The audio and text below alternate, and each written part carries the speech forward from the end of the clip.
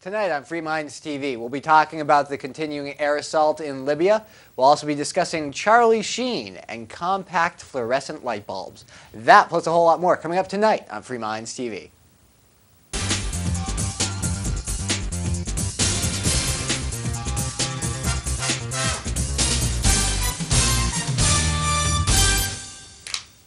And thank you for tuning into episode 197 of Free Minds TV, where we challenge you, the viewer, to think outside the box. It's still Toby here with you. And it's still Nick. All right, Nick, we are going to be talking about Charlie Sheen and how he stacks up in the polls against Obama and Palin, I think is this poll. His numbers aren't looking too bad. You might be surprised. And his catchphrase is winning, so it shouldn't surprise you. Yeah, I mean, he's dying out in the news, but still it looks like... well, he might be more popular presidential pick than some of the front runners out there. We're also going to be getting into CFL light bulbs. I think it's important to talk about, Nick, because it's time to stock up. And I've got a very important document from the government of Connecticut in front of me that is going to give some very important tips in case a light bulb breaks if you don't have the time to stock up before they go illegal. Because, you know, the regular light bulbs you're all used to, well, those are going to be coming off the shelves next soon. year. Starting, they're phasing out the 100 watts starting next year. You won't be able to buy them after the 1st of 2012. So, if you like 100-watt incandescent light bulbs, you might want to buy yourself a lifetime supply. Yes, the government knows best, so they're getting rid of the heat bulbs and switching over to the mercury bulbs. But we'll be getting into those stories first, though, Nick. Let's talk about something that's still really big in the news. And Libya. We're in our third war now. Yeah, we're not calling it a war, though. We're calling it the enforcement of a no-fly zone. Are we not blowing things up with our U.S. military? We're blowing things up, and actually we're blowing things up that aren't even the Air Force. We're attacking Libyan ground forces.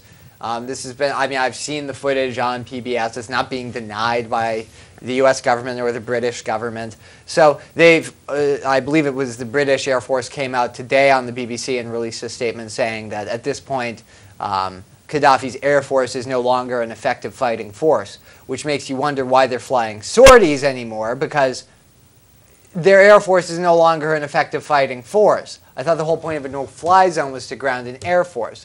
And even if they had stuck to enforcing a no-fly zone, let's be honest about what they're doing here. This is not really about saving civilians. I'm sure that's taking place. I'm sure Gaddafi's troops probably were attacking population centers and civilians. But that's not what the Security Council cares about, or the U.S. government, or the governments in the UK and France, and any of the other powers taking part in this. If they actually cared about preventing civilian casualties, stopping genocide, well, then they would have stepped in Darfur and Sudan. They would have stepped in Rwanda. They did nothing. Nothing.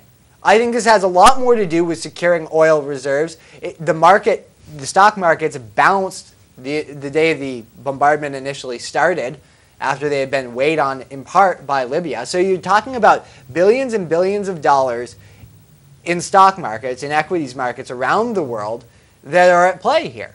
So I think there's an enormous financial interest, Toby, in pursuing this war. And I think this humanitarian stuff, maybe there are some tangential benefits, that maybe we are saving some Libyan civilians, but I don't believe that that was the decisive factor behind the Security Council authorizing this resolution and behind the U.S. and these other governments deciding to start bombing in Libya. Well, Nick, I've been listening to a lot of right-wing radio lately, and there's something that I just can't stop wrapping my head around. And I keep on being told by people who are all up in arms, like Rush Limbaugh and Howie Carr and all these other right-wingers out there, Republicans out there, who are very supportive of George Bush, actually. But they're now bringing up an amazing point, Nick, and that's the fact that while we're committing what seems to be acts of war, we didn't actually declare war. And these right-wing pundits have gotten me fired up, Nick, because it looks like we're not following the Constitution. Yeah, what's up with that? Because Rush Limbaugh and Howie Carr were big on following the Constitution when it came to the Iraq War or the intervention in Afghanistan. Were they not? I don't seem to remember them pushing too hard. See, this is what happens, is that whatever side's in power is going to abuse the Constitution, and the other side will pay lip service to it. But let's remember, the Republicans, when they were in power, they didn't give a damn about declaring war. We haven't declared war since World War II. That was the last time a formal declaration of war was issued by the U.S. We've had plenty of wars since then. They were just undeclared and unconstitutional. And there's nowhere in the U.S. Constitution where it authorizes going to war under a UN resolution. Now, this UN, Nick. Well, that's a separate issue. This whole UN Now, thing. is this what dragged us into this? This UN? Well, the U.S. pushed hard for the Security Council to pass a resolution, so did they drag the U.S. into it? They rubber-stamped the U.S. in British and French bombing missions, but when you consider that the 5 permanent members of the Security Council are the U.S., the U.K., France, China, and Russia, it wasn't very hard, because 3 of those countries wanted to bomb. China was willing to vote for the approval, and Russia sat that one out. So it's not very hard. As long as you have the U.S., the U.K., and France wanting to bomb something, there's a good chance they'll get the UN to say they can bomb it. All right. Well, I heard Barack, and he said that he was going to be turning over in a couple of days here, turning over. Does he have to hand back the Peace Prize now? Are you allowed to start wars after you? Can you be the leader of 3 wars and still hold the Peace Prize? I don't know. He says that it's okay though because we're not going to be in charge in Libya forever. Does that make you feel any better? No, it doesn't. I mean, one of the reasons there are so many problems in the Middle East in terms of U.S. foreign policy today is that the U.S. has been doing this kind of thing, not just in the Middle East, but all around the world for decades now. And it has serious ramifications, even if it feels good at the moment. There are serious ramifications to bombing a country. Maybe you should think before you bomb things. Well, Nick, what about this? But America doesn't seem to get that. The United States seems to be the only country left out there that it doesn't think. They just, let's bomb it first and figure out what happens later. If it causes problems down the road and resentment years later and we have to go to war again, that's just another chance to bomb things. Nick, does it make you feel any better if I was to tell you that it's mostly brown people in those countries? I'm being facetious, of course, but this is almost how the American people think, that it's so detached that we're in other countries that it's not us. But it's not detached, though. I mean, certainly the bombing is. I mean, the American people they might watch it on the news, but that's all they get of the horrors of the actual bombing.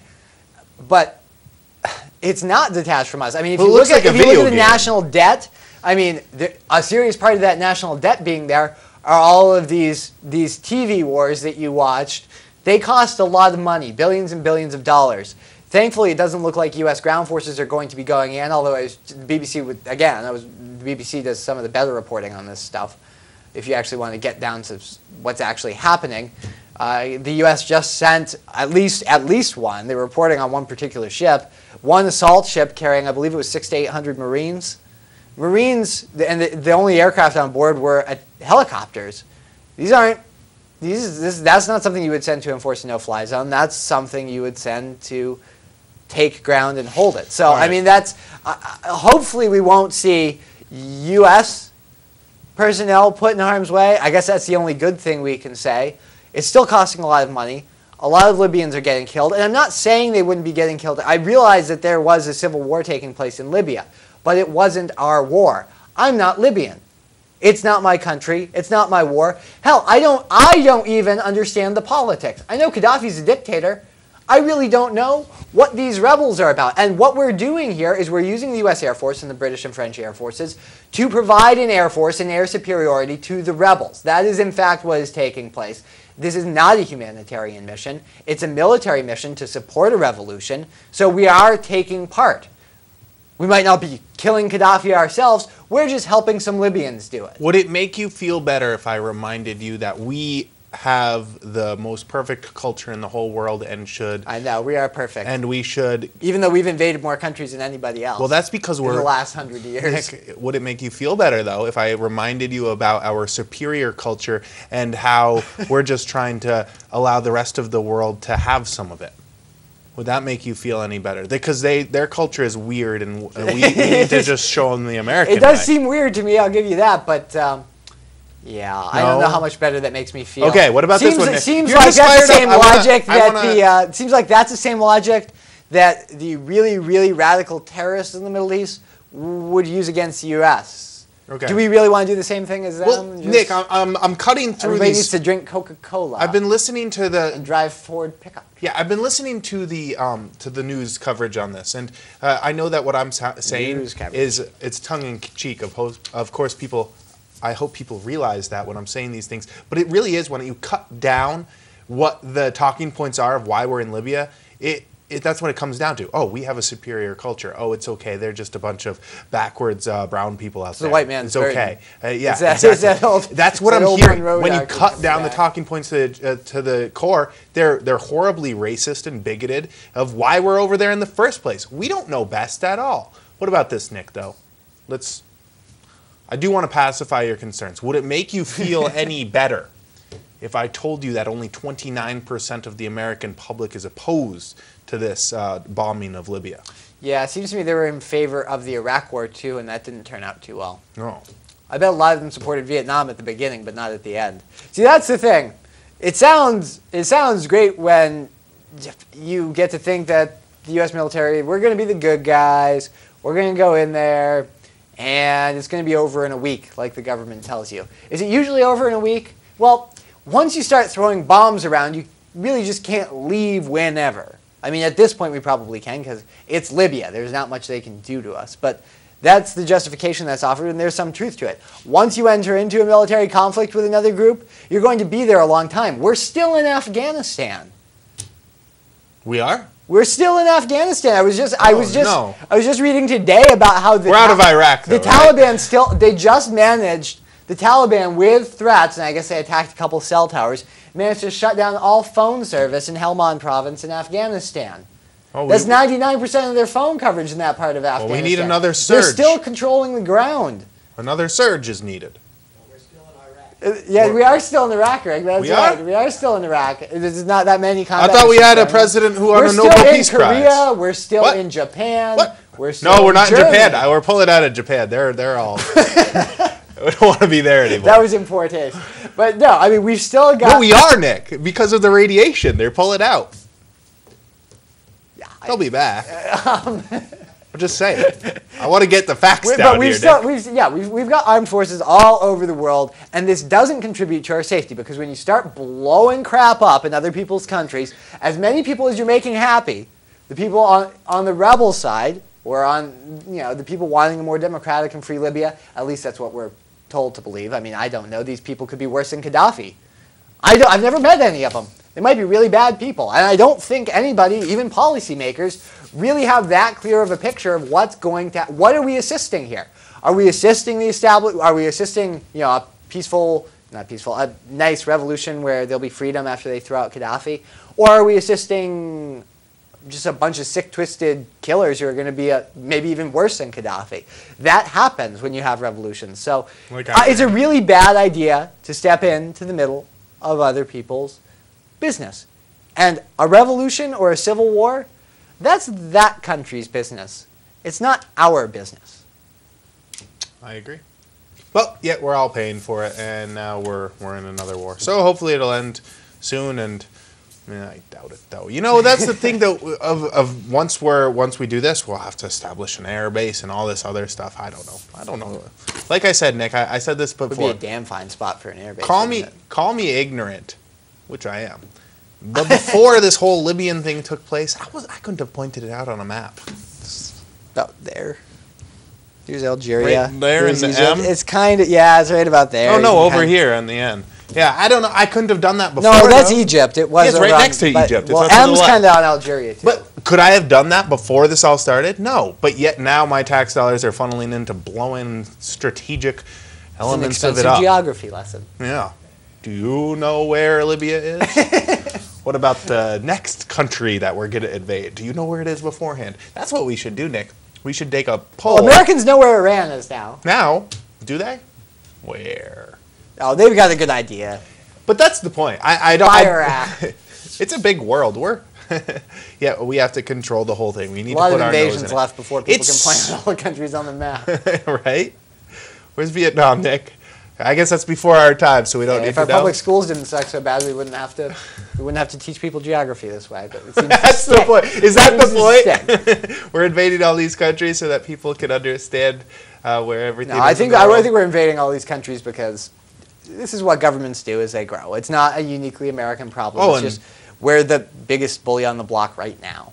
I think it's also a whole thing of arrogance, Nick. It's an arrogance of saying that we know best, our culture is right, yours is backwards, and we are going to implement our own culture. Yeah, I think that's so arrogant and ignorant and racist and bigoted. It's disgusting. No, it's certainly true, but I mean, I don't think that's a uniquely American problem either. I mean, I think, Germany went through their troubled phase, and a lot of other cultures have too. I mean, certainly a lot of cultures have wanted to take over the world. The British Empire tried, and they were pretty successful at it. The French tried, they weren't quite as successful at it. But, most Western powers have done this at some point in their history. It's just right now, the U.S. is the only remaining superpower for the moment. That's going to change. But not if we take over the world, Nick. Yeah, it's not like we actually get much in return for this. Oil. It's Libya. Black gold, Nick. It's 2% of world oil production. It was we need that 2% now, though, Nick. I need lower gas prices today. There's a lot of sand, too, and empty space. Have you seen any of the video from that place? Not anywhere I would want a vacation. Oh, well. I got nothing else. All right, well, let's get into it. I guess part of the reason we go to war so much is because we keep electing politicians, but they're those career politicians who are in it to do things like start wars and pass laws, and they like to control things. It looks like a lot of people aren't really satisfied with their choices. USA Today is reporting that both independents and Democrats prefer Charlie Sheen to Sarah Palin for president. Similarly, Republicans prefer Sheen to Obama. So looks like neither side wants the other side's guy. They'd rather have Charlie Sheen. So do people just like Charlie Sheen a lot? No. 71% of Americans view Charlie Sheen unfavorably, but they'd still rather elect him than Palin. And if you're a Republican, you'd rather elect him than Obama. Also, remember, this is just a poll. I don't know if people would actually do this, but it is interesting. Also, independents chose Sheen over Palin by a 41-36 margin. That's pretty healthy. Well, I'd probably vote for him over Barack or the other one, just because he'd be too into his own self-absorbed, drug-induced comas than he would into be invading Libya or some other country. Yeah, I'd almost rather have an empty White House than most of the choices we have. Yeah, and he'd be the first warlock elected president. Less is more, so I think that's important. All right, Nick, let's get right into it. You know one thing that our trusty government has done on the federal level? They've made sure that we won't always be able to buy those light bulbs that we like to screw in everywhere. We've touched on this before. I know we ranted and raved about it when the bills were first coming up and then when they passed. But now it's starting to take place. I mean, they're starting to cut off production, as you mentioned, Nick. And next year, you're not going to be able to get the 100-watt heat bulb. You're going to have to be switching over to that blue-looking ice cream cone CFL bulb. And there are some issues with them. But not if you have the government's trusty guide of how to deal with the problems that are associated. There's lots of pages here. The problems that are associated with CFL bulbs if they break. Because, of course, everybody probably knows CFL bulbs contain little bitty bits amount of mercury in them that are not very good for pregnant women or little toddlers or young children in general. Causes the brain to mess up and make crazy people, Nick. This is true. Maybe that's what's wrong with you. You told me you used to go out back and bust up the big No, old I did ones not. I've sword fights with them. I said nothing about sword fights. I have. That's how people used to get rid of these things. I'm not saying it's right, but you know the big long fluorescent tubes. Yeah. You smash them in a parking lot. Make a nice pop. Yeah, they turn to dust. Well, it's not good, Nick. It puts mercury into the water. It puts mercury vapor into the nostrils. And, well, most people, mercury, what's that? I mean, we eat fish, right? They're filled with mercury. What's a little bit more? Not so bad for most people, I guess, according to the government. But not as good for pregnant women and the little ones because their brains are developing and doesn't like mercury all that much. So, if I'm recommending to everybody, we're not in, we don't try to give investment advice, but if you like these heat bulbs, I would suggest investing in a large quantity of them now. That may also, well, you mean for yourself? Yeah. Yeah. To have. You could try to sell them too, but I don't know if that's illegal, and we don't give legal advice. So. Yeah, we don't. I don't know if it's illegal for an individual to buy them and then sell them after the ban or not, or if it's just the manufacturers can't sell them. It'll probably be a gray market for a while. Right. You're not going to be able to. I don't know. But the values will go up. Not that I'm saying you should do it. I'm just saying you should get them for yourself. I know I'm going to pack up my You're basement. going to need a lot because it's the rest of your life. I'm not going to lie, I use the ice cream bulbs in certain places, but it's a weird light, and I don't like it everywhere. And You just throw them in the trash when you're done? Of course, Nick. Or in the river. I usually like to bust them open and then throw them in the river. That's the best way to dispose of these. If you do throw them in the trash, that's where they're going anyway. Yeah, right. I like to cut out the middleman. Right to the river it goes. You can get into the ground wire, so just... Sometimes I like to spoon feed the mercury right to the fish and cast my line out and catch it. Feed it to my pregnant wife. JK, JK, JK. All right. So this is what you should do, though, if you do happen to have one of these ice cream bulbs and it breaks so that you don't get any of this harmful mercury, according to the government. Don't forget they know best. This is coming from the Connecticut Department of Public Health, and I'll post this up on our website under the show notes for today's show so that everybody can have this helpful PDF of what to do. And I won't go through the whole thing, but I want to highlight some important factors here according to the government. It says, stop! Before cleaning up, keep infants, small children, pregnant women, and pets out of the room where the bulb broke. Wait, pets? They're more important than grown people? Oh, okay. According to the Department of Connecticut. Well, they're probably guessing the grown people won't eat the light bulb bits. Oh, yeah. Unless they've already had too much mercury exposure. That could be a problem, Nick. If you are pregnant, do not clean it up yourself. Find someone to clean it up for you. Turn off forced hot air and central air conditioners, as well as fans. Open windows to allow in fresh air. Leave the room for at least 15 minutes to allow for the room to air out before beginning cleanup. Because, you know, the dust is in the air. During this time, read through these instructions and gather the supplies you will need for cleanup. We have supplies to gather. Those supplies include 1. Disposable gloves. 2. A flashlight. 3. Duct tape or otherwise sticky tape. 4. Isn't tape supposed to be sticky, period?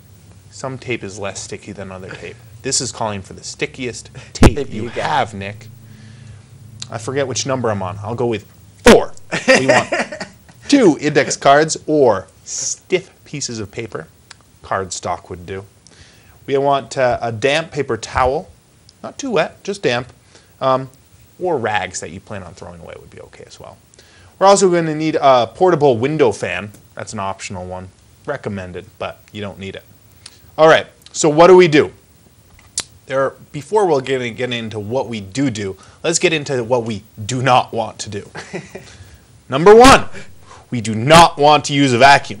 Leave the vacuum in the shop. I don't know why. Probably because it gets the mercury dust. gets blown back into the air. Number 2, don't bring in any kind of dustpan here. We don't need dustpans. We don't want to sweep this up, especially metal dustpans. Leave the broom in the broom closet. Leave the dustpan there. Really, no metal dustpans at all. That's bad. What's that one, Nick? I don't understand that. No. I just have the graphics to go by. Or something, but Maybe the mercury bonds all right. to the dustpan. So what do we do? On it. Well, first of all, we want to close the door to the room being cleaned, if at all possible. I mean, we definitely want to seal off that area immediately, Nick. This is a hazardous zone. We want to put on the disposable gloves before touching the light bulbs. That's key. If you put them on after, it's too late. You've already been exposed to the sharp shards that could cut through the gloves, as well as the mercury dust. You don't want that on their fingers, I guess. Yeah, after putting them on, you want to carefully pick up the large pieces of glass. Now, be careful. They're sharp. We also want to use the index cards to kind of zoop all the smaller pieces into a little pile. And then, everybody's been wondering, what's the sticky tape for? Well, that's to get those large piles of small dust that you've scooped together with the index cards because, as we stated, no vacuum, no dustpan. You want the flashlight to shine around the room looking for more little sparkly bits of mercury and glass. You want to do all this other stuff. It goes on and on and on. This page says to use a vacuum. So we're not really sure how you're supposed to clean it up. But well, it says in last dish resort, because say it breaks on a rug, right? You want to throw out the rug, but you can't always. What so if you have carpeting in your house, you're supposed to cut up that patch. Well, they are acknowledging that, Nick. They say you can't always throw out the rug, and that's when you would want to turn to their, do they call it? Their They're harder to clean surfaces or something. I don't know. It's boring. I'm tired of going through their safety plans, Nick. I'm gonna just. I still think. See, here's the thing. I don't like the fact they're mandating compact fluorescents, but I don't really think they're that dangerous. I'm not sure that they're that green when you consider that there is mercury in them, and most people probably won't recycle them properly. Most people probably, a lot of you probably will just throw them in the trash. And you What are you supposed to do? You're supposed to take them to the appropriate facility. And then throw them in the trash. They recycle them and contain the mercury and whatever they do. They probably ship it to like China and then they dump it in the river. Oh. But that's China's river, right? Right, that's China's river, so they probably pay to have it shipped there. And then that water doesn't ever come into contact with anything that we ever will consume, like fish or anything Chinese in the ocean. But okay. Good, just wanted to make sure, as long as it's only China getting our It doesn't mercury. work that way. Oh. The Chinese water stays in China, American water stays in America. And none of the fish over in the UK. Good. No. Good. Just want to make sure. I don't really think they're that. Like, this is probably overkill in the same way that OSHA and the EPA regulate a whole bunch of... I mean, if you spill half a gallon of gas on the ground, it's supposed to be this big hazmat. You got to remove the soil. You let the Department of Environmental Services here in New Hampshire know about it. It's a big mess. Honestly, yeah, I know there's bad things in there. What is it? EBTA, ethyl butyl transether. In gasoline? EBTE, sorry. Yeah, in gasoline, there's nasty stuff in there that they put in after lead that's Shouldn't actually worse than lead. Oh. But it's to replace lead, but it poisons the water. Kind of familiar. The Green Initiative that poisons their water because it's not that green. But, I mean, so it's supposed to be a big deal. But really, if you think about it, have you at home ever spilled a gallon of gasoline? A whole gallon? All at once? You ever had a car that leaked gas? Because you leaked gallons and gallons of this stuff in your driveway. All my cars leak gas and oil, Nick. All of them. But that's okay, right? I don't know if it is. But if you've ever had a car that leaks gasoline, according to the Department of Environmental Services, you've probably contaminated just hundreds of cubic feet of soil. Hundreds? Well, I have a driveway, Nick. That's okay, then. I don't think it works that way. What do they want me to do? Bring out the jackhammer and pull up my driveway? I can't be doing that. Yeah, I mean, in truth, this happens all the time. One drip at a time, nobody notices, nobody cares. But in reality, if you think about all the gas that's spilled in, like, the parking lots of the shopping plazas around here, that's when it rains, it looks like pretty rainbows every time it rains. Yeah, that's gas and oil. All right, we're out of time. If you've learned nothing today, it is this. Stock up on light bulbs if you like the hot ones. Until next week, it's been Toby here with you. And Nick. Have a good one.